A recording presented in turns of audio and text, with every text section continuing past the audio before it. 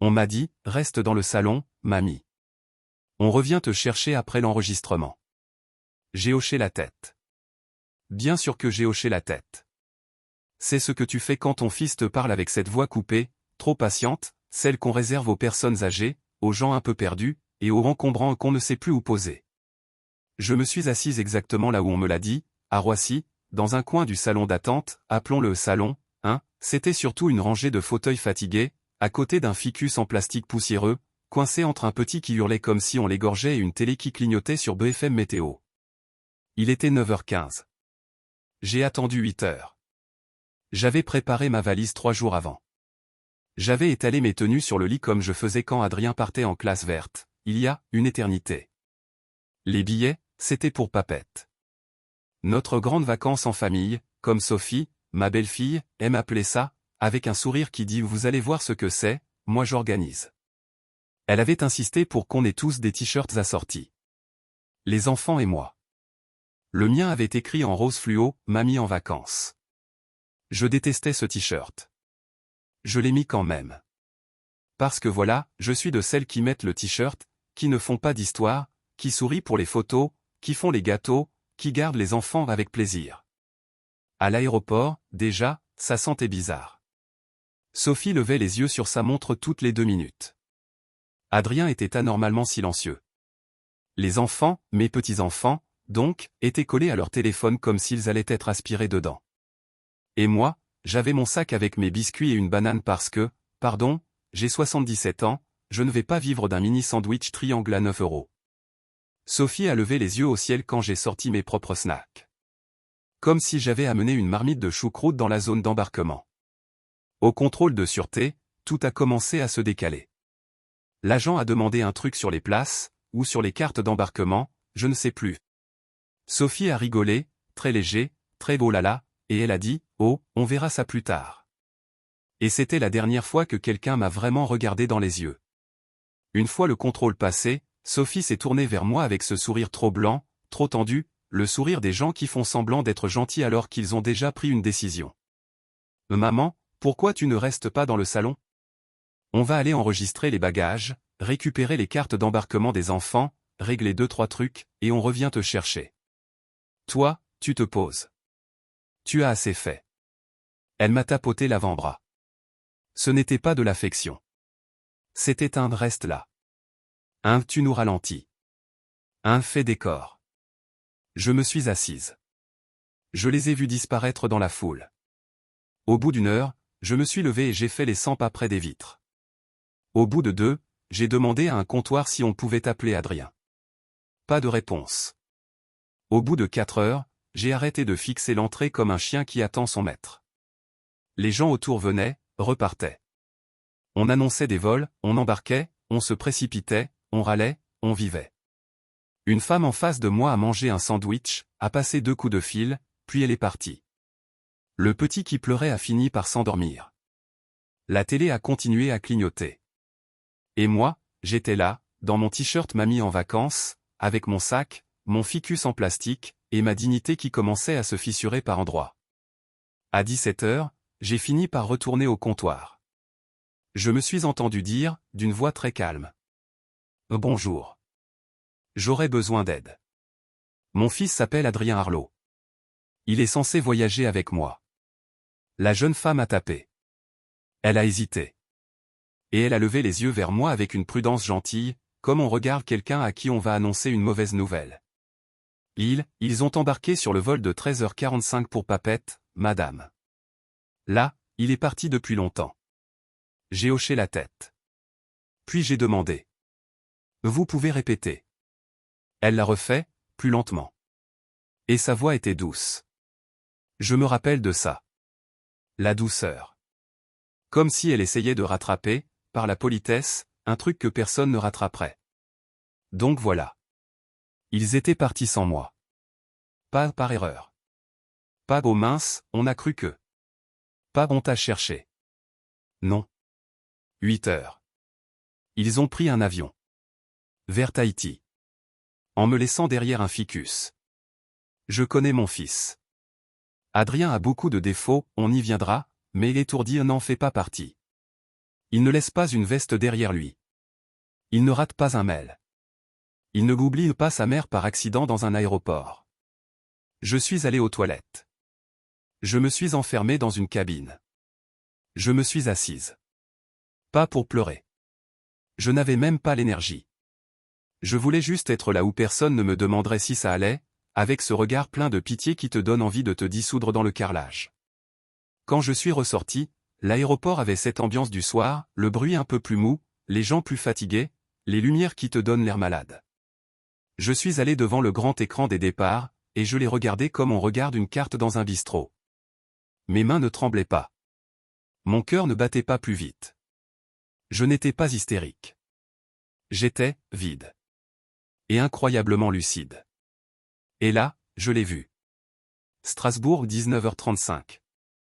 Je ne sais pas pourquoi Strasbourg. Peut-être parce que je n'y avais pas mis les pieds depuis des décennies. Peut-être parce que c'est là que j'ai appris à faire du vélo, dans un parc, avec les genoux écorchés et mon père qui criait « lâche pas ». Peut-être parce que c'était tout l'inverse de Tahiti, tout l'inverse du haut paradis qu'il m'avait vendu.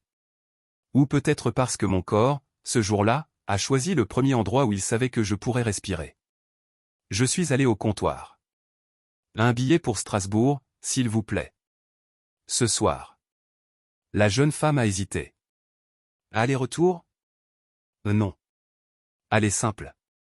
J'ai payé avec ma propre carte, sur mon propre compte. Celui que Adrien ne connaît pas. Celui que j'ai gardé ouvert depuis avant son mariage, parce que la vie m'a appris qu'un petit espace à soi, ça peut te sauver. J'avais juste assez pour le billet, une nuit d'hôtel, et un début. Je n'avais pas besoin de plus. Le plus, c'est ce qui t'attache. J'ai éteint mon téléphone. Aucun message. Aucun appel manqué. Évidemment. L'embarquement s'est fait dans un calme presque insultant. Personne ne m'a demandé pourquoi je voyageais seul. Personne n'a commenté mon t-shirt. D'ailleurs, je l'avais enlevé et fourré dans une poubelle avant d'aller à la porte. Mamie en vacances, qu'ils aillent se le mettre où je pense. Dans l'avion, j'ai regardé les lumières de Paris s'éloigner sous moi. 8 heures plus tôt, je pensais partir au paradis. En fait, on était en train de me larguer. Sauf que maintenant, c'était moi qui choisissais où j'allais. J'ai atterri à Strasbourg un peu après 22 heures, retard, évidemment, parce que ce jour-là, pourquoi pas. L'aéroport d'Antzem était plus petit que dans mon souvenir. Ou c'est moi qui avais rétréci, plié vers l'intérieur par le poids d'une journée comme on n'en souhaite à personne. J'ai marché lentement dans le hall. Pas parce que je suis vieille. Parce que je n'avais plus besoin de courir. Personne ne m'attendait. Et pour la première fois depuis longtemps, ça ressemblait à de la liberté. Dehors, l'air était humide et coupant. Il avait plu. Ça sentait la pierre mouillée et le sapin. Je suis resté sous l'auvent 1 minute, juste à respirer, comme si je devais réapprendre. Puis j'ai trouvé un banc et je me suis assise avec mon bagage cabine, une vieille sacoche en cuir marron usée au coin, le genre trop sérieux que Adrien s'était moqué de voir, mais mamie, t'as une valise de film des années 70. C'était Gérard qui me l'avait offerte pour nos 25 ans de mariage. Gérard aurait ri, s'il avait vu ce qui venait de se passer. Un rire profond, un rire de « ma pauvre, tu t'attendais à quoi ?» Je ne m'attendais pas à ça. Pas vraiment. Mais je n'étais pas surprise non plus. J'ai ouvert mon portefeuille, 2 cartes, une carte d'identité, 76 € en billets, et un papier plié avec une adresse que je n'avais pas utilisée depuis 50 ans. 18 quai des Bateliers. Mon premier appartement à Strasbourg, juste après avoir épousé Gérard.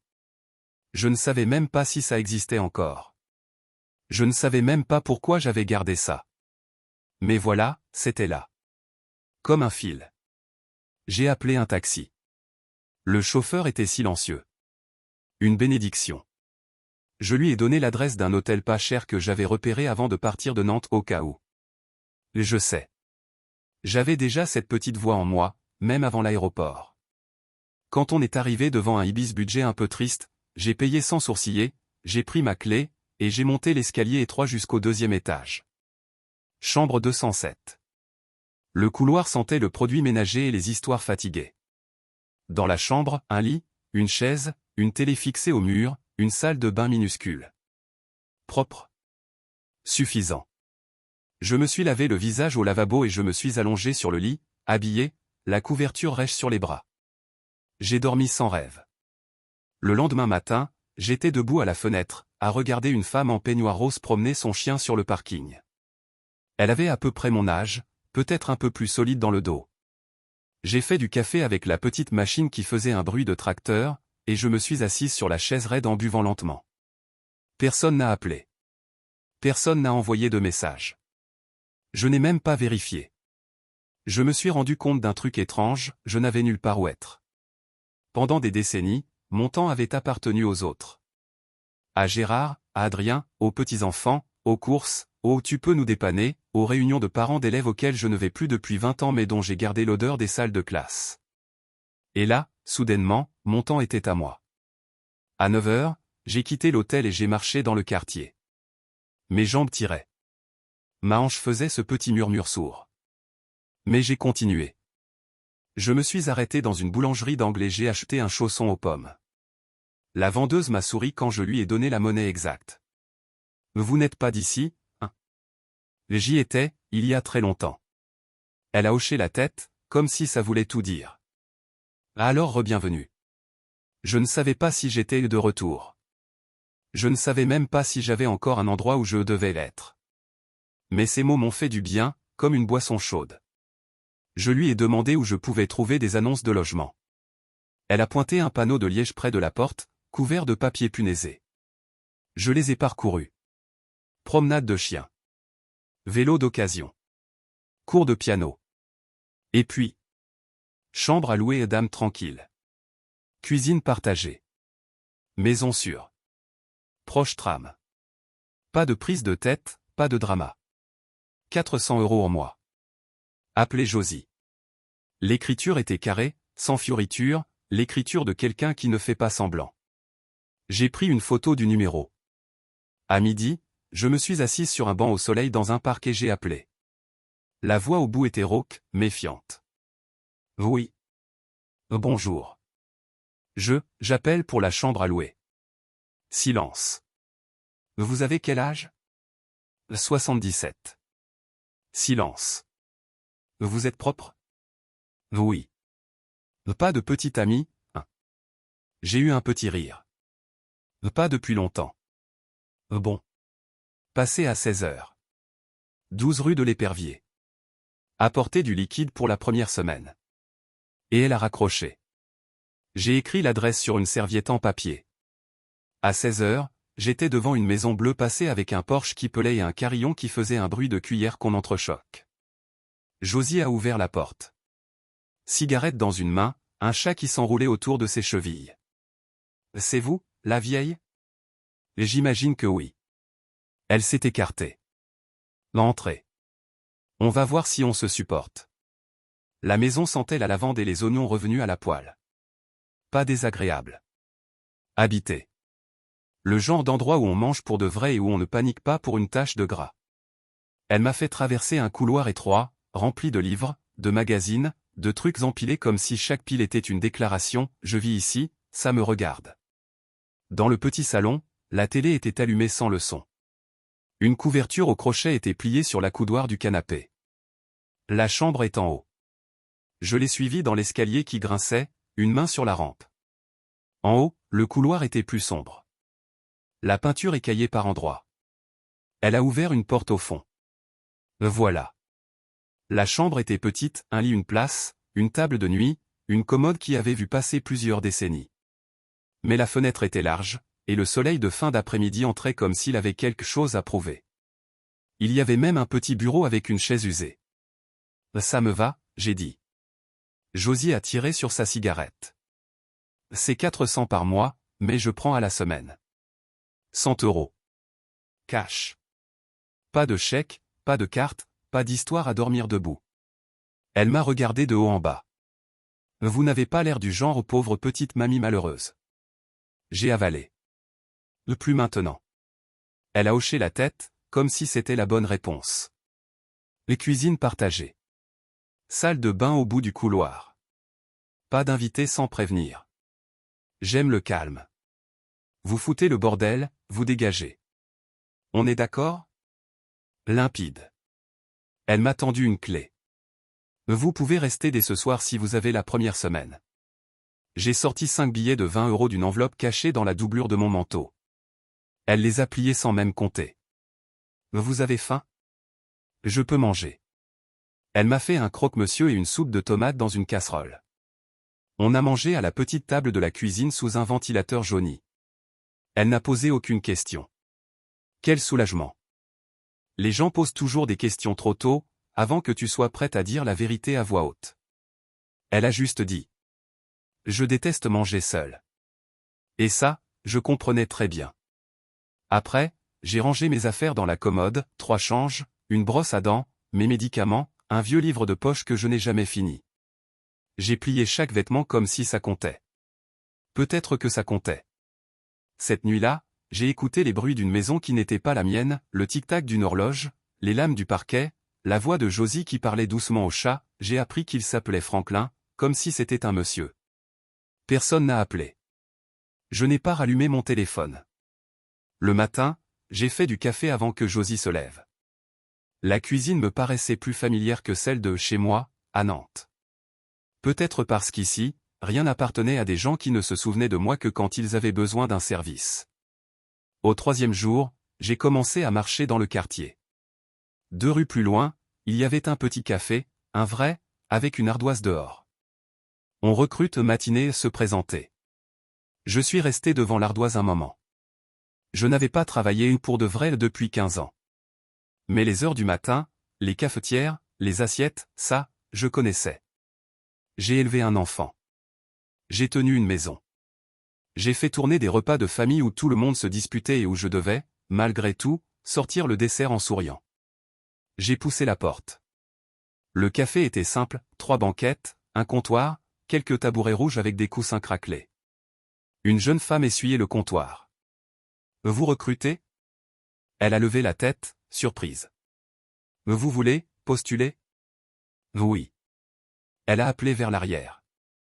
Une femme trapue, cheveux en chignon brouillon, est sortie.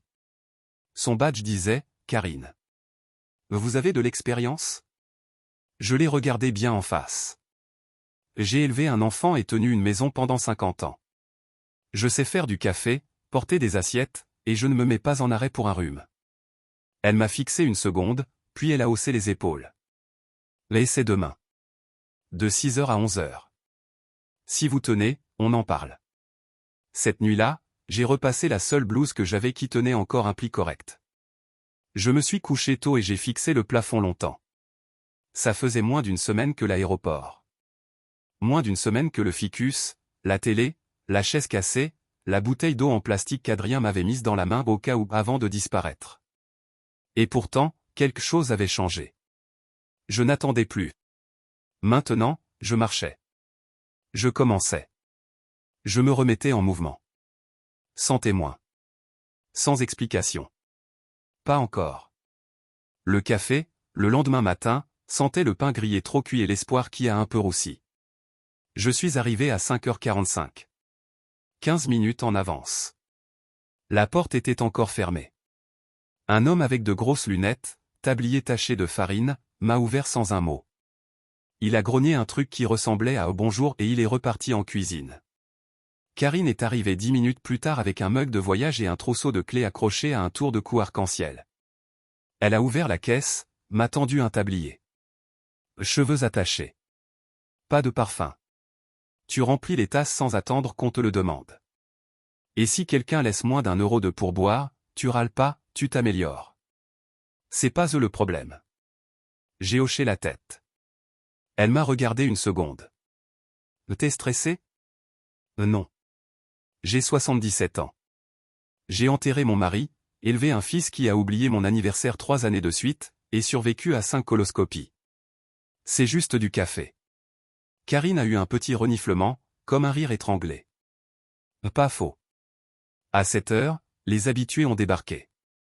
Des artisans, des gens qui bossent tôt, des infirmières qui sortaient de nuit. J'allais lentement mais sûrement. Je me rappelais des commandes. Je versais le café sans trembler. Je souriais sans faire la potiche. À 9 heures, j'avais trouvé un rythme. Un homme m'a lancé, gentil. On vous a déterré où, vous? Je lui ai répondu du tac au tac. Au même endroit que tout ce qui vaut encore la peine d'être gardé, au fond, sous une couverture. Il a éclaté de rire et il a laissé un billet de 5 euros. Karine observait.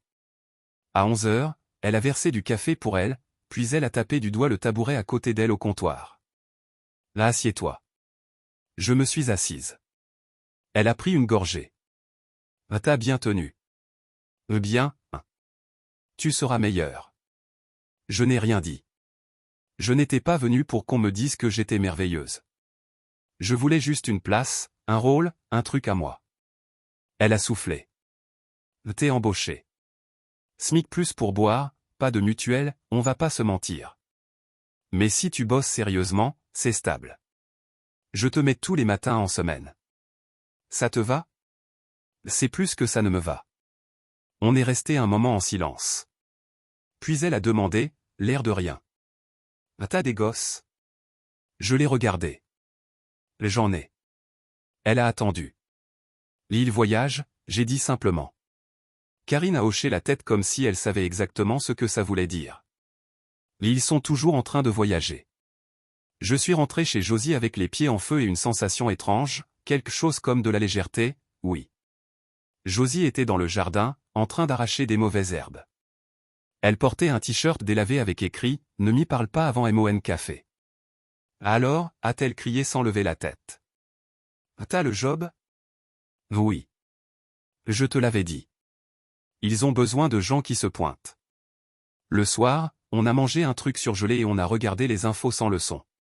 Franklin était roulé entre nous comme un coussin vivant. Tu comptes rester longtemps, a demandé Josie pendant une pub. Je sais pas. Tu peux tant que tu paies et que tu me piques pas la télécommande. J'aime même pas la télécommande, j'ai dit. Elle a souri et m'a donné le dernier biscuit. Plus tard, dans ma chambre, j'ai pris mon téléphone dans la main. Je ne l'avais pas rallumé depuis Roissy. J'ai pensé à regarder les messages. À vérifier si Adrien avait remarqué. Si Sophie avait fait semblant de s'inquiéter. Si quelqu'un avait eu une micro-étincelle de « merde, on a fait quoi ?» Je ne l'ai pas fait. À la place, j'ai sorti mon vieux livre de poche et j'ai commencé à la première page, comme si j'étais capable de recommencer, moi aussi. La pluie tapotait doucement contre la vitre. À l'intérieur, je n'étais plus le reste. Je n'étais plus un service. Je n'étais plus une obligation. J'étais une femme avec une chambre, un tablier, une assiette, et une chaise à elle. Ça suffisait. Mon premier salaire a été ridicule, 74,26 € après les retenues. Karine me l'a donné dans une enveloppe fine à la fin de mon service du vendredi. Encaisse-le ou encadre-le, a-t-elle dit. J'ai souri et je l'ai glissé dans mon manteau. Je n'étais plus habitué à porter de l'argent qui était seulement à moi. Pendant des années, tout ce que j'avais allé aux autres, les courses pour Adrien et Sophie, les cadeaux d'anniversaire sans merci, les participations aux sorties scolaires, les petits coups de main qui devenaient des habitudes. Même les consultations médicales, mamie, tu peux avancer, et après, plus rien. Pas de remboursement, pas de questions, pas même un t'as besoin que je t'accompagne. Là, c'était différent. Je l'avais gagné debout, avec un tablier serré et des mains stables. Je suis allé à la banque et j'ai encaissé. La guichetière m'a regardé comme si elle se demandait si je savais ce que je faisais. Je voudrais des billets de 10 et de 5, et le reste en pièces, j'ai dit. Quand elle m'a donné l'argent, je l'ai plié soigneusement et je l'ai rangé. Je suis sorti avec le menton un peu plus haut. En face, il y avait une petite friperie, une vitrine en bazar, une pancarte écrite à la main, promo manteau 20%. Je suis entré. La clochette a tinté doucement. Une jeune vendeuse, à peine sortie du lycée, m'a souri franchement. Vous cherchez quelque chose? Oui, j'ai dit. Un truc qui me fasse me sentir, moi. Elle n'a pas ri. Elle a juste hoché la tête et elle m'a emmené vers les portants. J'ai choisi un manteau en laine bleu marine, motif discret, poche profonde. Pas neuf. Mais solide. Chaud. Bien fait. Je l'ai enfilé. Il m'allait comme s'il m'attendait. Quand j'ai payé en espèces, elle l'a emballé dans du papier de soie comme si c'était un cadeau. Ça vous va super bien, a-t-elle dit. Merci, j'ai répondu. Je me sens solide. Le soir, je suis rentré avec ce manteau sur le dos. Il faisait juste assez froid pour que ça ait un sens. Josie était sur le porche avec Franklin, en train de boire du vin dans un mug à café. T'étais où? J'ai acheté un manteau. Elle a sifflé. Eh ben. Madame la classe. Mais seulement le vendredi, hein. On est rentré. On a partagé une boîte de chili. Le chauffage a fait un bruit comme s'il s'éclaircissait la gorge. Le parquet a grincé sous les grosses pantoufles de Josie. Les vieilles maisons font du bruit comme les vieux corps, c'est rassurant, parce que tu reconnais chaque son. Plus tard, dans ma chambre, je me suis regardé dans le miroir. Je me suis tourné à gauche, à droite. J'ai passé la main sur la laine. Ce n'était pas juste un manteau. C'était une preuve. J'étais encore là. Encore debout. Encore capable de choisir quelque chose pour moi. Et pour une fois, personne n'avait son mot à dire. Le téléphone, lui, restait éteint. Je ne le regrettais pas. Je regrettais parfois des gens, oui. Mais pas ceux qui te posent à côté d'un faux ficus dans un aéroport et qui montent dans un avion en te laissant comme une valise qu'ils ne veulent plus porter. Le matin, je travaillais. À midi, je marchais. Le soir, je lisais, ou j'écoutais Josie râler sur ses politiques et les voisins qui savent pas vivre. Tous les quelques jours, je m'offrais un petit truc, des chaussettes en laine, un magazine de mots fléchés, du vrai thé au lieu du sachet poussiéreux qu'elle gardait dans une boîte en fer au-dessus du frigo. Je commençais à comprendre qu'il y avait une vie là. Pas grandiose. Mais bonne. Et surtout, à moi. La deuxième semaine, la douleur dans mes pieds a commencé à s'atténuer. Mes mains se souvenaient comment porter 3 assiettes sans en renverser une. Je pouvais débarrasser une table en 2 minutes. Karine parlait peu, mais un matin elle a glissé vers moi un pain au raisin emballé dans du papier alu. Y en a trop, elle a marmonné. Prends. C'était sa façon de dire, tu fais partie du décor. Du bon décor. Je me suis installé dans un rythme. Lundi à vendredi, service du matin. Samedi, longue balade dans des quartiers que je ne connaissais pas. Dimanche, repos, le genre de repos où tu ne dois rien à personne. Josie ne me collait pas. Elle ne demandait pas où j'allais, pourquoi je rentrais tard. Elle grognait juste quand je passais la porte et me versait un verre de quelque chose depuis un cubi planqué dans un placard. Un soir, elle est rentrée avec une pile de courrier. L'Y a un truc pour toi, elle a dit en balançant une enveloppe sur la table. Pas d'adresse expéditeur.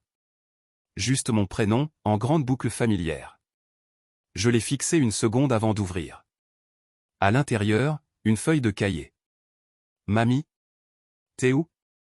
Je n'avais pas besoin de lire la signature. Je reconnaissais l'écriture de Kylian, mon petit-fils aîné. Celui qui venait me voir sans qu'on le force. Celui qui, un jour, avait passé un après-midi entier à fabriquer une cabane à oiseaux avec moi, puis l'avait peinte en rouge et avait dit, ça sera la maison la plus cool du jardin. La lettre était courte. Le papa et Sophie paniquent.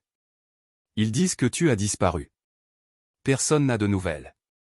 Moi je vérifie tous les jours. Tu me manques. Dis-moi juste que tu vas bien. En bas, un numéro de téléphone griffonné. Un nouveau. Je suis resté assise avec la lettre sur les genoux. Je l'ai lu 2 fois. Puis je l'ai plié soigneusement et je l'ai rangé dans le tiroir de ma table de nuit. Je n'ai pas appelé. Pas encore. Mais quelque chose en moi s'est ramolli, comme une main qui se dessert. Le lendemain, au café, pendant que je comptais la monnaie à la caisse, Karine a dit. T'as une visite. J'ai levé la tête. Un homme en coupe-vent gris était là, près de l'entrée, à regarder le menu comme s'il était écrit en chinois. Début quatre-vingtaine, rasé de près, propre sur lui, un peu instable sur ses jambes. Quand il m'a repéré, il a souri. C'est vous qui savez faire un vrai café? Je lui ai servi une tasse. Sucre. Lait. Juste un nuage de lait. 2 fois. Il a bu lentement. Il a plié un journal abandonné sur une banquette. Il a laissé un pourboire plus généreux que nécessaire. Il est revenu le lendemain. Puis le lendemain. Jeudi, je savais qu'il s'appelait Arthur. Veuf. 2 fils, un à Marseille, un à Toulouse. On n'en parlait pas trop. On parlait d'oiseaux. Lui aimait les rouges-gorges. Moi, les pinsons. On était d'accord sur un truc, les corneilles sont plus intelligentes que la moitié des humains. Vendredi, Arthur a amené une photo de sa femme. Les 46 ans de mariage, a-t-il dit. Là elle faisait un meilleur café que ça, mais vous vous défendez. J'ai souri et j'ai rempli sa tasse. Le soir, dans ma chambre, je regardais les feuilles bouger dehors dans le vent. Je pensais aux mains d'Arthur autour de son mug, à la lettre de Kylian, au manteau bleu marine accroché derrière ma porte. Il y avait encore des trous dans ma nouvelle vie. Des silences qui piquaient au milieu de la nuit. Mais quelque chose prenait forme. Pas un retour en arrière. Un tournant. Ce n'était pas du pardon. C'était de la liberté. Le téléphone restait éteint. Je l'avais mis au fond du tiroir de ma table de nuit, enveloppé dans un mouchoir propre, comme un objet sacré ou dangereux. Je n'étais pas sur lequel. Josie ne demandait rien. Ce n'était pas son genre. Mais un soir, pendant qu'on épluchait des petits pois à la cuisine, elle a lâché. Tu te caches ou tu te soignes. J'ai levé les yeux. Les deux. Elle a hoché la tête une fois et elle a repris les petits pois. Ça faisait 3 semaines. 3 semaines depuis Roissy. Depuis le fauteuil avec l'accoudoir cassé. Depuis la petite bouteille d'eau en plastique qu'Adrien m'avait fourrée dans la main comme on donne un os à un chien pour qu'il se taise. Pas un seul appel que j'avais vu. Pas une seule tentative. Sauf Kylian, avec sa feuille de cahier et son nouveau numéro. Parfois, j'ouvrais sa lettre. Les plis commençaient à s'assouplir à force d'être relus. Son écriture me rappelait celle de Sophie. Les mêmes grandes boucles, la même pente nerveuse vers la droite. Et pourtant, je n'appelais toujours pas. Ce n'était pas une punition. Je n'étais pas cruel. Je n'étais juste pas prête à rouvrir une porte qu'ils avaient fermée sans cligner des yeux. On met plus de temps à revenir du silence qu'à y tomber. Au café, Karine commençait à me garder la page de mots croisés du journal. T'as l'air du genre à finir ce que tu commences, a-t-elle dit un matin. Arthur venait tous les jours maintenant. Toujours à 9h10. Toujours avec le même coupe-vent gris. Il ne draguait pas. Pas vraiment. Mais il restait un peu plus longtemps, racontait un peu plus d'histoires, posait un peu plus de questions. Les questions qui ne sont pas intrusives, juste humaines. Un matin, il a demandé. Comment ça se fait qu'une femme comme vous bosse le matin dans un petit café comme ça? Je l'ai regardé par-dessus la cafetière. Parce qu'on m'a laissé à Roissy dans un coin, comme un bagage qu'on ne voulait plus porter. Il a cligné des yeux. Je suis désolé, il a dit. Et il le pensait. Ne le soyez pas. J'ai pris un meilleur vol. Ça lui a arraché un petit rire. Il a reposé sa tasse, puis il a demandé. Vous avez pensé à les appeler? Tous les jours, j'ai répondu. Et tous les jours, je ne le fais pas. Il n'a pas insisté. Il a juste hoché la tête et il a bu son café. Quand je suis rentré cet après-midi-là, Josie est allée du paillis dans le jardin. Des nouvelles, a-t-elle demandé sans me regarder. Non. Et puis, parce que j'avais besoin de le dire à voix haute, j'ai ajouté. Mais je crois qu'ils savent que je suis parti, maintenant. Cette nuit-là, j'ai rallumé le téléphone. Il a vibré comme un insecte en train de mourir. 32 appels manqués. 18 messages. Le plus vieux venait de Sophie, le jour même du vol. Un message vocal, voix affolée. Marthe, on pensait que tu étais aux toilettes, rappelle-nous, on embarque. Un mensonge. Les autres, c'était la même sauce. Adrien, voix sèche, serrée. T'es où, maman? C'est pas drôle. Puis, vers la fin. Bon. Fais comme tu veux. Je n'ai pas répondu. Je n'étais pas prête. Mais j'ai enregistré le numéro de Kylian. Ça, je pouvais. Le lendemain, il a appelé. J'ai fixé l'écran comme si c'était une bombe. Son prénom s'affichait. Et pour la première fois, j'ai répondu. Mamie? Sa voix s'est cassée, comme s'il n'était pas sûr que je parle. Je suis là, mon grand. Silence. Puis.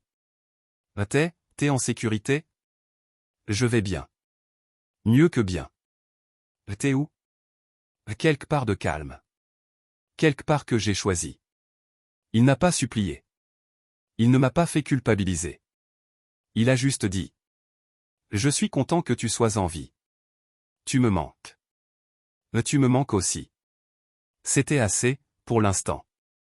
Pas d'explication. Pas d'excuse.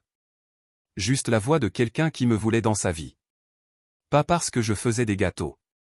Pas parce que je gardais les petits. Pas parce que j'étais utile. Parce que j'existais. Et ce son-là, simple, sincère, valait plus que n'importe quelle place en avion.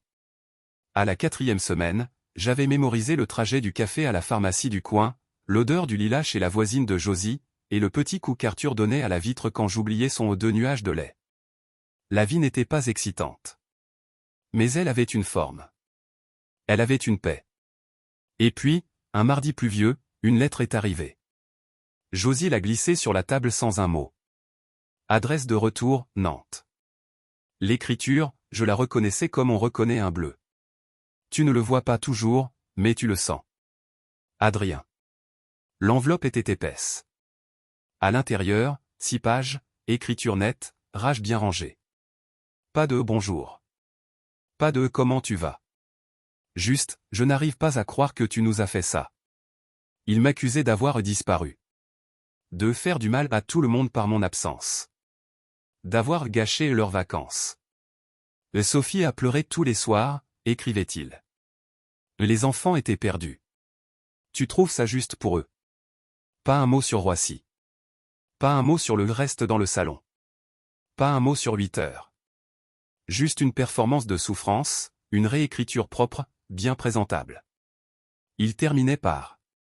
On est prêt à parler, mais seulement si tu es prête à être raisonnable. Raisonnable. Comme si 50 ans à dépanner, cuisiner, garder, payer, me taire et m'asseoir quand on me le demandait, c'était déraisonnable. Comme si partir, c'était une crise. Pas un choix. J'ai plié la lettre. Je l'ai remise dans l'enveloppe. Josie n'a pas demandé ce qu'elle disait. Elle m'a juste posé une assiette de tartines devant moi et elle a hoché la tête vers la fenêtre. Ça va encore tomber, a-t-elle dit. Et oui. L'orage venait. Le lendemain, Kylian a rappelé. J'ai entendu dire que papa t'a écrit. Oui. Tu vas répondre? J'ai gardé le silence une seconde. Non. Pas encore. Peut-être jamais. Kylian n'a pas discuté. Je comprends. Il m'a raconté qu'il avait trouvé un boulot à mi-temps dans une librairie. Pas beaucoup payé, mais... J'aime bien, il a dit. Les livres, au moins, ils te crient pas dessus. On a ri. Un rire facile. Un rire chaud. À la fin, il a dit. Tu sonnes différente. Différente comment? Plus légère. Cette nuit-là, j'ai pris la lettre d'Adrien, j'ai craqué une allumette, et je l'ai brûlée au-dessus de l'évier, feuille par feuille. Josie n'a même pas sourcillé. J'aurais utilisé le brasero, elle a dit. C'est plus satisfaisant. Au café, le lendemain, Karine m'a attrapé par le coude. Tu veux une heure en plus ce week-end? Le brunch du samedi, c'est l'enfer. J'ai dit oui avant même de réfléchir. Pas seulement pour l'argent, même si, oui, ça aidait. Mais parce que j'aimais la sensation d'une journée pleine. La douleur dans les pieds était honnête. Elle ne mentait pas. Elle ne manipulait pas. Arthur est arrivé plus tard que d'habitude. Il avait une canne, maintenant. Rien de dramatique. Juste l'âge qui se rappelle à toi là où ça fait toujours, les genoux, le dos, l'orgueil. Alors, vous avez déjà brûlé le café, a-t-il demandé en s'installant. Pas aujourd'hui, j'ai répondu en lui servant sa tasse. Il a bu une gorgée, puis il a demandé. Vous avez pensé à rentrer à Nantes? J'ai essuyé le comptoir. Non. Pas une seule fois. Il a hoché la tête lentement. Alors peut-être que vous êtes arrivé. Ce soir-là, Josie m'a surprise. Elle a frappé à ma porte avec un flyer. Le centre paroissial fait un repas partagé la semaine prochaine. On devrait y aller. J'ai levé un sourcil. Toi, tu vas à des repas partagés? Je vais à la bouffe gratuite et au ragot des gens, a-t-elle répondu. Fais pas d'interprétation psychologique. J'ai souri. Je ferai mes carrés au citron. Bien. Et je mentirais en disant que c'est moi qui les ai faits. Les jours raccourcissaient. La tombée de la nuit arrivait plus tôt, enroulant la maison comme une vieille couverture. Je faisais du thé. Je m'asseyais à la fenêtre avec mes mots croisés. Franklin ronronnait à mes pieds. Mon manteau bleu marine pendait près de la porte, prêt. Pour la première fois depuis des années, je ne me sentais pas comme quelqu'un qui attend que la vie recommence. Elle avait déjà recommencé. En douce. Sans demander l'autorisation. Et elle était à moi. Le brunch du samedi au café, c'était le chaos. À 8 heures, la file sortait déjà sur le trottoir. La machine à café gémissait. La plaque à crêpes sifflait comme si elle avait quelque chose à prouver. Karine bougeait comme une femme dans une zone de guerre, aboyant des commandes, retournant des tickets, claquant des cuillères dans les pots de confiture avec une violence maîtrisée. 2 bien cuits, table 3.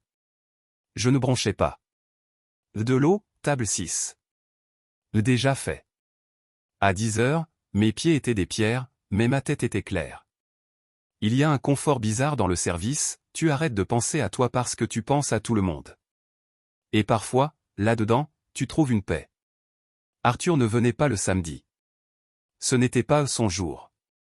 Et pourtant, en essuyant la banquette du fond, j'ai vu un truc qui m'a coupé le souffle une seconde. Un visage à la vitre. Plus jeune qu'Arthur. Plus tendu. Mais ses yeux-là. Sophie. Elle était dehors, sous la bruine, manteau trop chic pour ce temps, expression illisible. Elle n'est restée qu'une seconde. Elle n'est pas entrée. Elle a tourné les talons et elle est partie. Je n'ai rien dit à Karine. J'ai fini mon service. J'ai compté mes pourboires. Je suis rentré à pied, lentement, dans l'après-midi gris. Les trottoirs brillaient de pluie. Mon manteau gardait la chaleur de mon corps. Mes mains ne tremblaient pas. À la maison, Josie n'était pas là. Un mot sur le frigo. Conférence à la médiathèque sur les abeilles. De retour à 19 heures. Ne m'attends pas pour dîner sauf si tu cuisines. J'ai fait une soupe quand même. Ce soir-là, j'ai rallumé le téléphone.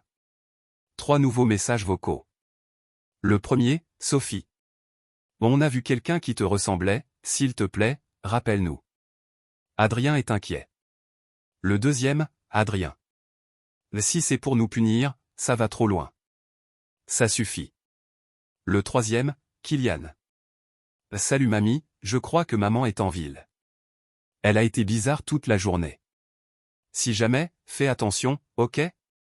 J'ai regardé l'écran. Le passé a ce talent dégueulasse, il te retrouve pile quand tu commences à respirer. Cette nuit-là, j'ai dormi léger. Chaque grincement du parquet, chaque soupir des tuyaux me paraissait plus fort. Mais rien ne s'est passé. Le dimanche est passé calme. Le lundi, Arthur est revenu. Il a accroché sa canne au dossier du tabouret. Au week-end chargé, a-t-il demandé. Étonnamment.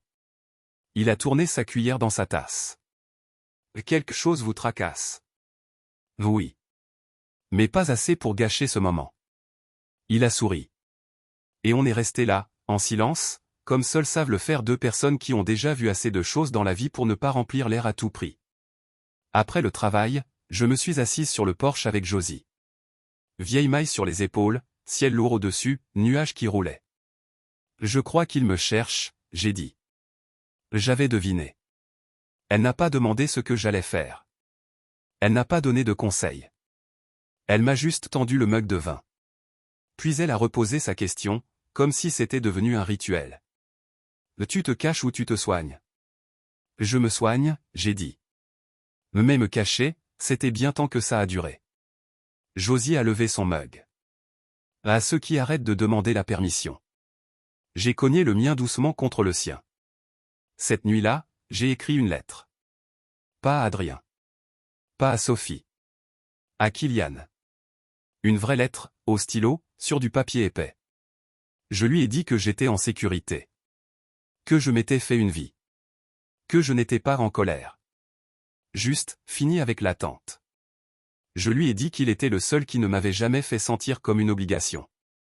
Je lui ai dit qu'un jour, s'il voulait, il pourrait venir me voir. Mais seul.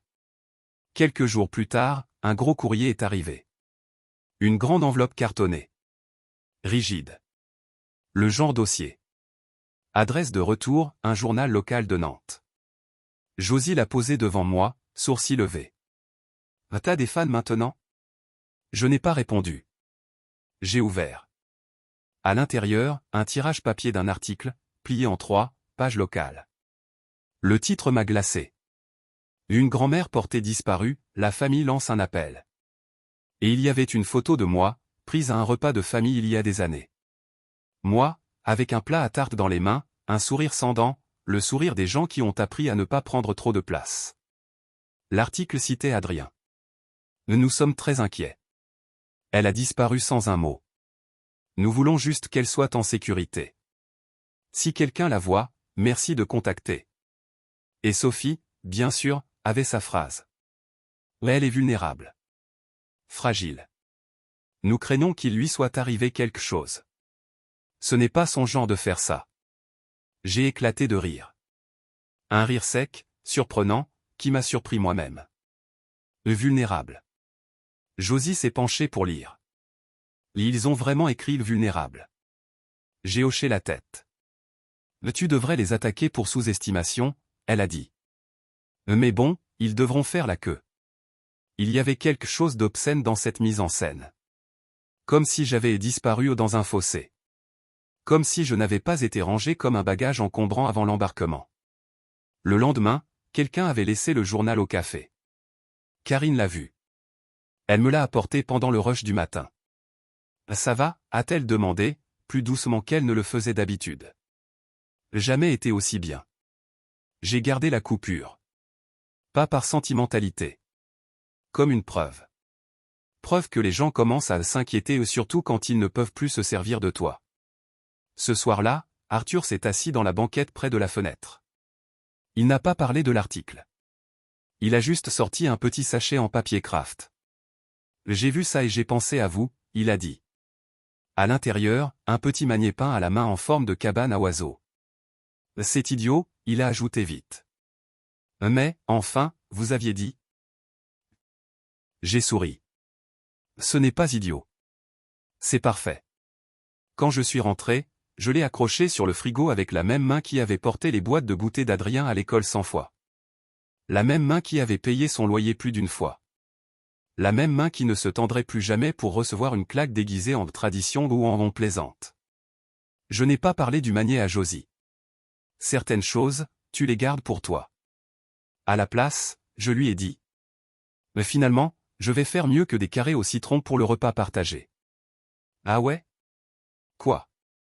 Je suis allé chercher ma vieille boîte à recettes. Celle que j'avais gardée même quand j'avais vendu presque tout le reste. J'ai trouvé une fiche écrite de la main de Gérard, lors de notre premier Noël ensemble. Un gâteau de patates douces de Marthe assez bon pour que les gens se tiennent. J'ai cuit. La maison s'est remplie de cannelle et de souvenirs. Josie a dansé dans la cuisine en chaussettes épaisses. Franklin miaulait comme s'il avait signé un contrat pour avoir une part. Le soir du repas partagé, on a apporté les gâteaux au centre paroissial. Une femme à l'entrée a fait. Mais c'est quoi cette odeur? C'est divin. Josie a répondu à ma place. Une nouvelle vie. On a ri toutes les deux, et je ne me suis pas sentie petite. Je me suis sentie réelle. Le repas partagé avait lieu dans la salle paroissiale, en sous-sol, une pièce qui sentait légèrement les vieux cantiques, la cire et le sapin, oui, même là. Des tables pliantes le long des murs, des nappes en plastique, des plats dépareillés. Une dame avec une tresse grise et un clipboard gérait les arrivées comme un général en tablier. Josie et moi sommes arrivés 10 minutes en avance, les gâteaux soigneusement calés. Moi, je portais les couverts, les serviettes. Ça faisait des années que je n'étais pas entré dans une pièce où je ne connaissais personne, et où ça ne me faisait rien. Va te trouver une place, a dit Josie. Moi je fais les présentations. Je me suis mise près de la cafetière, les mains autour d'un gobelet en carton. Les gens arrivaient doucement. Majoritairement des femmes en gros pull et chaussures confortables, quelques hommes qui restaient près de la nourriture comme si elle allait disparaître si on clignait des yeux. Quelqu'un a tapoté mon épaule. C'est vous qui avez apporté le gâteau de patates douces? Je me suis retourné.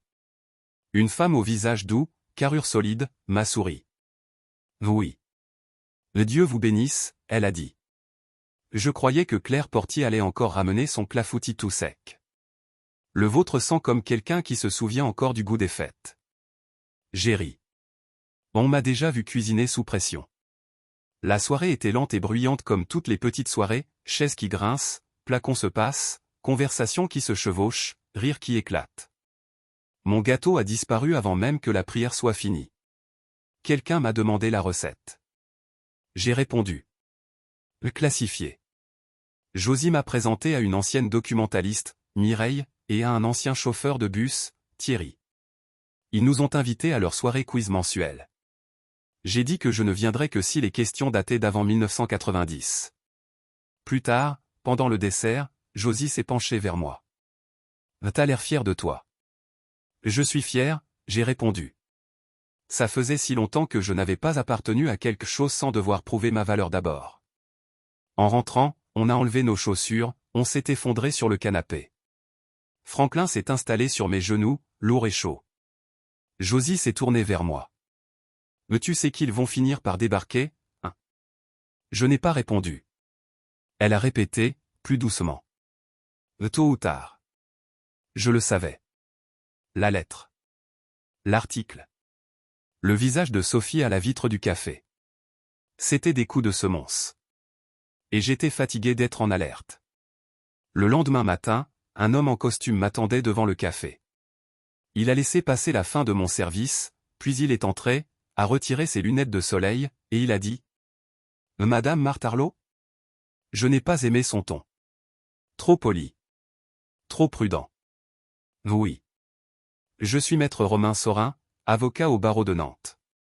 Je représente Adrien et Sophie Arlot. Ils m'ont demandé de m'entretenir avec vous au sujet de votre situation, de votre sécurité, et de votre patrimoine. Éventuellement, d'une mesure de protection. Ah. Voilà. Vulnérable dans le journal, et maintenant, tutelle curatelle sous couvert d'amour. J'ai cligné des yeux.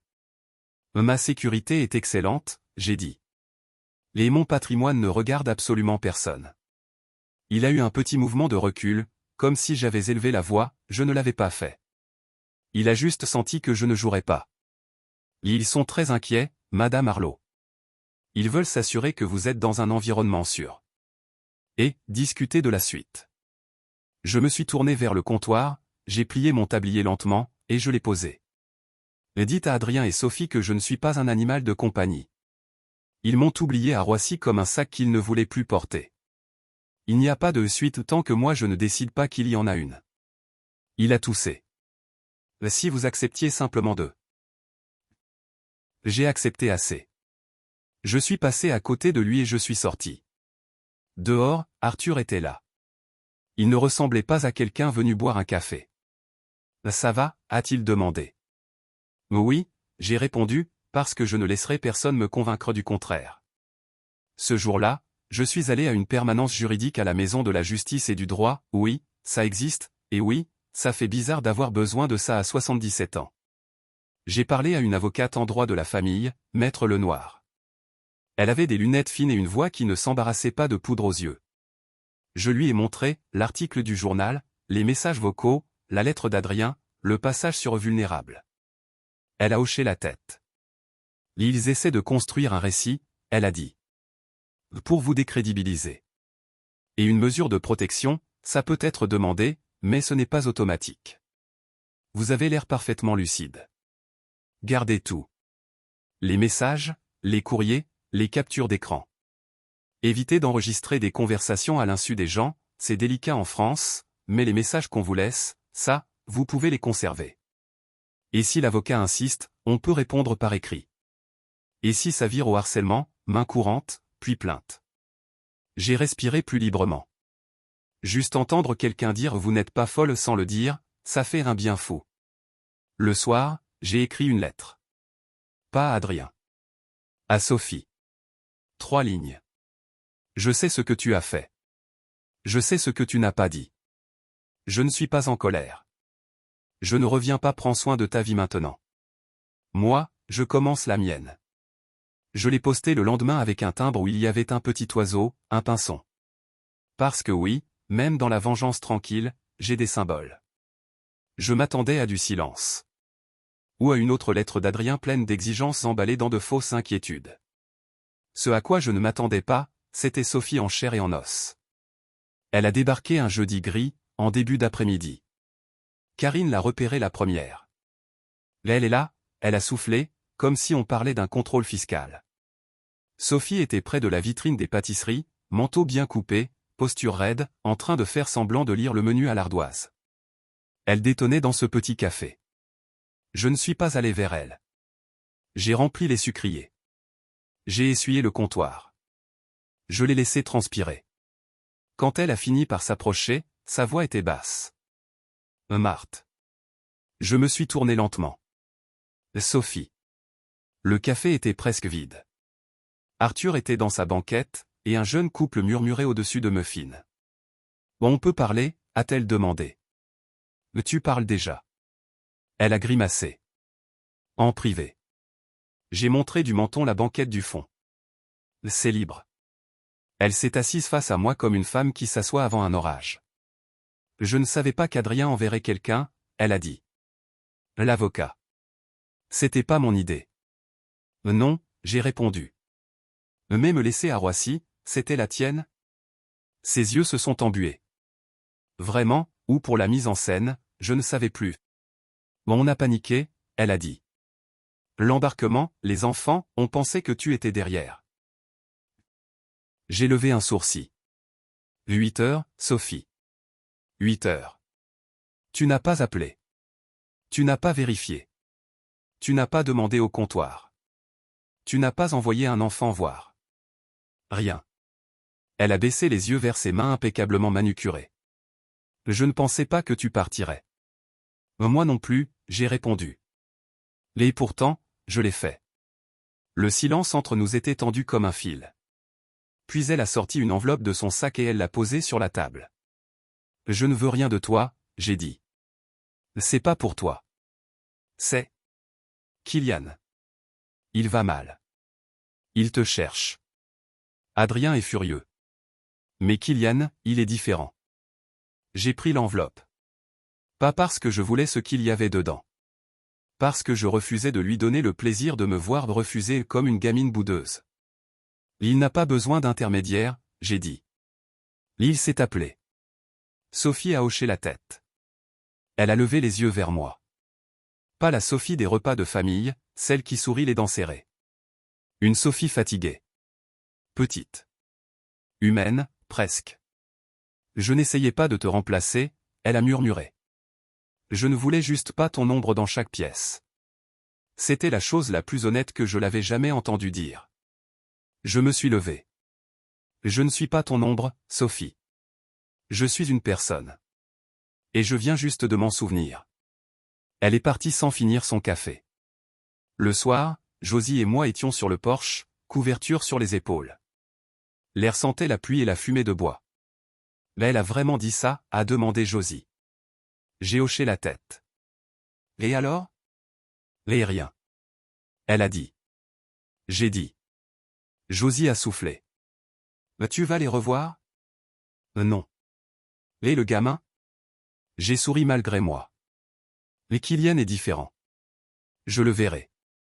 Mais à mon rythme. Plus tard, j'ai ouvert l'enveloppe. À l'intérieur, une photo de Kylian enfant. Moi qui le tiens sur la hanche dans le jardin. On rit tous les deux. Derrière, un petit mot de sa main. Je me souviens. J'ai toujours su. 5 mots. Mais ça tenait tout le reste en place. Le lendemain matin, j'ai regardé la bouilloire chauffer et j'ai pensé au mot couper.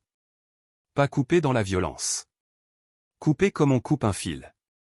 Un lien qui te retient. J'avais passé une grande partie de ma vie attachée à des gens qui pensaient que je ne partirais jamais. Et j'étais parti. Et chaque jour où je ne retournais pas, le nœud se desserrait un peu plus. Cet après-midi-là, je suis allé à la banque. La guichetière était la même que la première fois. Elle s'appelait Maya. Vernis violet. L'air légèrement étonné d'être en intérieur.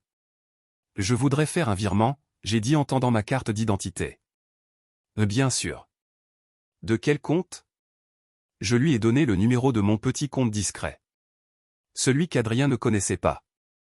Celui qui avait survécu à Gérard, au déménagement, aux habitudes. Et le bénéficiaire? J'ai souri. Et Kylian Arlo. Je lui ai donné le RIB qu'il m'avait envoyé. C'est pas énorme, j'ai précisé. Juste un peu. Pour des livres, des courses, ou pour se barrer s'il en a besoin un jour. Maya a tapé sur son clavier, puis elle a levé les yeux. Vous êtes la première personne que je vois depuis des mois envoyer de l'argent sans condition. C'est le but. Ça m'a fait du bien. Pas comme une vengeance. Plus net que ça. Comme une fermeture. Je suis sorti dans l'air frais, manteau boutonné, col relevé. Le vent ne mordait pas. Il poussait gentiment, comme un rappel, continu. À la maison, Josie regardait un jeu télé. Elle m'a lancé, sans détourner les yeux. T'as encore cette tête. Quelle tête? La tête de quelqu'un qui vient de décider un truc. J'ai hoché la tête. Quelqu'un est mort, a-t-elle demandé. Pas encore. Elle a souri. Ce soir-là, j'ai écrit une dernière lettre. Pas pour la famille. Pour Maître Sorin. Court, propre, sans émotion. Maître.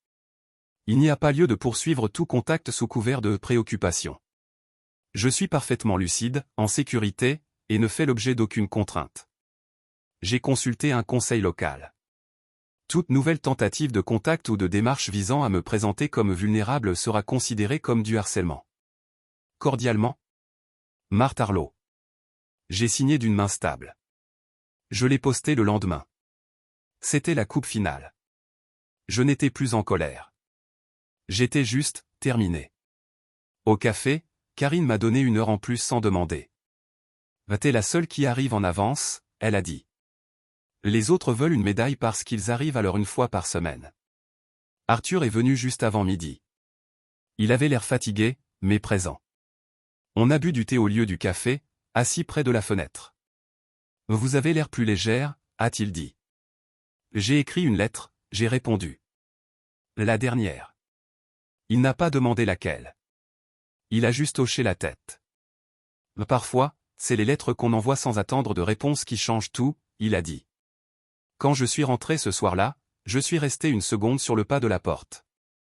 La maison sentait l'ail et la lessive. Franklin est venu se frotter contre mon tibia comme un patron qui vérifie que je suis revenu à l'heure. Josie a levé le nez de la cuisine. J'ai fait des pâtes. J'espère que t'as faim. J'avais faim. Libre. Et pas effrayé. Tout ce que je n'avais pas été depuis longtemps. Josie a eu 70 ans un mardi. Pas de fête, elle a dit. Dès que les gens chantent, j'ai envie de me barrer. J'ai quand même fait un gâteau au chocolat. Je l'ai posé sur la table avec 2 bougies et une carte. T'es pas vieille. T'es vintage. Elle a ri en voyant ça. Bon, je peux tolérer un gâteau. On a mangé sur le porche, assiette en carton, couverture sur les épaules, lune qui montait doucement. C'était une célébration tranquille. Et avant, j'aurais dit que ça ne comptait pas. Maintenant, je sais que si. Ça compte. Peut-être plus que les grandes fêtes.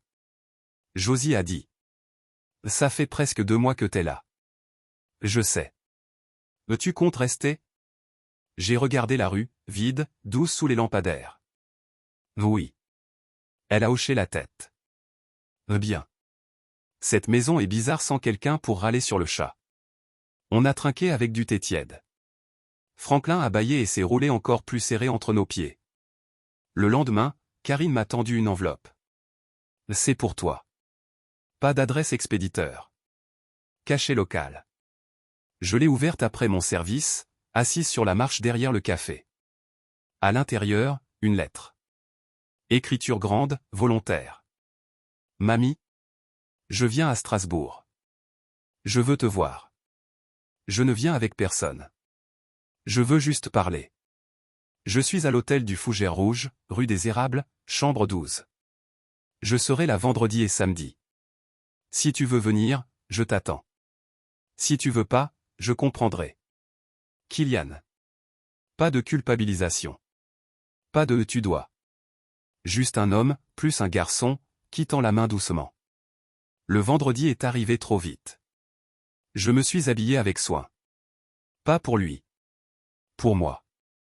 Manteau bleu marine. Chemise propre. Rouge à lèvres couleur cerise séchée.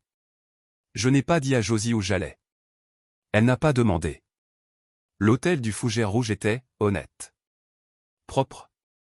Fatigué. Comme beaucoup d'hôtels. J'ai frappé une fois. La porte s'est ouverte presque immédiatement, comme s'il avait déjà la main sur la poignée. Il était plus grand que dans mon souvenir. Un peu de barbe sur la mâchoire. Des cernes. Mais la même douceur dans le regard. Salut mamie. Salut, mon cœur. Il ne m'a pas serré tout de suite. Il s'est juste écarté pour me laisser entrer. La chambre sentait le plat à emporter et le savon d'hôtel. Le lit était fait, mais le bureau était couvert de livres. Il avait amené des livres. Ça disait tout. On s'est assis pas trop près, comme si on savait qu'il fallait un peu d'espace avant la chaleur. Je savais pas si tu viendrais, il a dit. Moi non plus.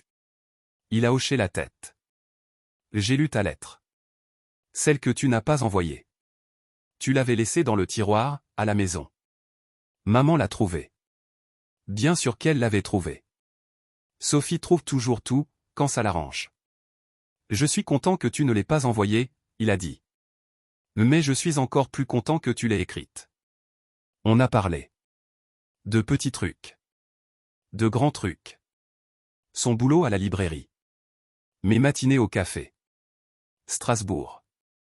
La liberté, ce goût étrange quand personne ne te regarde pour vérifier si tu fais bien. Je pense à toi souvent, il a dit. T'étais la seule personne qui me faisait sentir assez, juste en étant là. J'ai tendu la main et j'ai pris la sienne. Tu as toujours été assez. Tu le es toujours. On n'a pas pleuré. Mais on respirait plus profondément, tous les deux. Il ne m'a pas demandé si je revenais. Je ne lui ai pas demandé s'il allait s'opposer à ses parents. On savait mieux que ça. Avant que je parte, il m'a donné un petit paquet. À l'intérieur, un livre de poèmes. J'ai souligné ceux qui m'ont fait penser à toi, il a dit. Le soir, dans ma chambre chez Josie, j'ai lu les poèmes un par un, lentement, sous la lumière douce de la lampe. Une phrase m'est restée. Il y a des femmes qui ne se relèvent pas des flammes, mais du moment où elles oublient qui leur a dit qu'elles ne pouvaient pas. J'ai dormi avec la fenêtre entr'ouverte. Le vent faisait un bruit doux, comme une deuxième chance. Le lendemain matin, je suis allé au café comme d'habitude. Même manteau. Même trottoir. Même pas. Mais quelque chose était différent. Pas autour de moi. En moi. Kylian était reparti après le petit déjeuner. Son train était à midi. On ne s'est pas dit au revoir. On s'est juste serré longtemps et silencieusement dans le hall pendant qu'un aspirateur hurlait dans la chambre d'à côté. Il s'accrochait comme les garçons s'accrochent quand ils ne sont pas sûrs d'avoir encore le droit. Sois gentil avec toi, je lui ai murmuré. Toi aussi, il a répondu. Enfin. Au café, Karine m'a tendu un tablier neuf. Trouvé en promo. J'ai pensé à toi. C'était vert foncé, avec une broderie blanche. Pas la cuisine de ta mamie. J'ai éclaté de rire. Un vrai rire. Plein. Arthur a levé sa tasse comme un salut. Après mon service, je suis rentré à pied. Le ciel était couvert. L'air doux. Franklin m'a accueilli à la porte en râlant, j'étais en retard pour son rituel de 14 heures, s'étirer et hurler pour aucune raison. Josie était en cuisine, une casserole qui sentait bon sur le feu. Elle m'a regardé. T'as encore l'air fier. Un nouveau tablier. Elle a hoché la tête. J'approuve. On a mangé en silence, le genre de silence confortable des gens qui ont déjà dit l'essentiel. Pas besoin de remplir. Juste, la présence. La facilité. Ce soir-là, je me suis assise sur le porche avec un stylo et une carte blanche. J'ai écrit. Cher moi. Tu as attendu si longtemps que quelqu'un te sauve. Tu as oublié que tu avais toujours la clé. Tu ne les as pas perdus. Ils t'ont lâché. Et toi, tu as enfin lâché aussi. Et regarde la vie qui s'est ouverte. Bien joué. Signé, moi. Je l'ai scotché à l'intérieur du tiroir de ma commode, derrière les fiches de recettes, au cas où j'oublierai un jour. Voilà. Je ne me suis pas fait abandonner. On m'a libéré. Et je n'ai pas reconstruit ma vie. J'en ai bâti une autre. Si ça tombe sur toi au bon moment, si tu lis ça avec ce nœud au ventre et cette impression d'attendre qu'on te choisisse, n'attends pas le signe parfait. Sois ton propre signe. Ton propre bruit dans le silence. Ton propre pas loin du faux ficus d'un salon d'aéroport. Et si tu le fais, reviens me le dire. Je serai là. Dans mon manteau bleu marine. Avec un tablier qui dit que je ne suis pas une cuisine qu'on utilise. Et avec une vie qui, enfin, m'appartient.